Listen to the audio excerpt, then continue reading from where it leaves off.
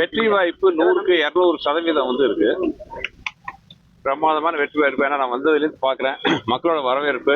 10 வருஷமா ஒரே எம்எல்ஏ, எந்தவித நலத்திட்டங்களும் பண்ணாம, எந்தவித ஒரு பேசிக், அதாவது நான் பார்த்ததுலேருந்து திருச்சி மக்கள் எல்லாரும் வந்து என்கிட்ட வந்து பெரிய ஒரு மாலை மளிகை கொடுங்க, இல்ல பெரிய வானத்துல மாலை கட்டி கொடுங்க, அதெல்லாம் எது பெரிய கோரிக்கைலாம் எதுவும் இல்லை. அவங்க கேட்கறதெல்லாம் பேசிக்.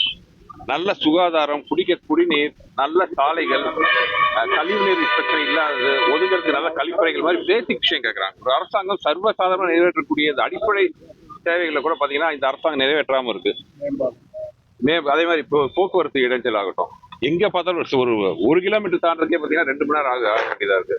ஸோ பேசிய இன்ஃப்ராஸ்ட்ரக்சர், நல்ல மேம்பாலங்கள் கட்டலாம், மதுரை மாநகரை எவ்வளவோ முன்னேற்றலாம். அதுல எந்தவித கவனம் செலுத்தாம வந்து இந்த ஆட்சியாளர்களும் இங்க பதவியில் இருக்கிறவங்க இருக்கிறாங்க. எங்க பார்த்தாலும் ஊழல், லஞ்சம், லாவண்யம், மாநகராட்சி ஊழல், மதுரையில் இருந்த நம்ம மாநகராட்சி ஊழல் உங்க எல்லாத்துக்குமே தெரியும்.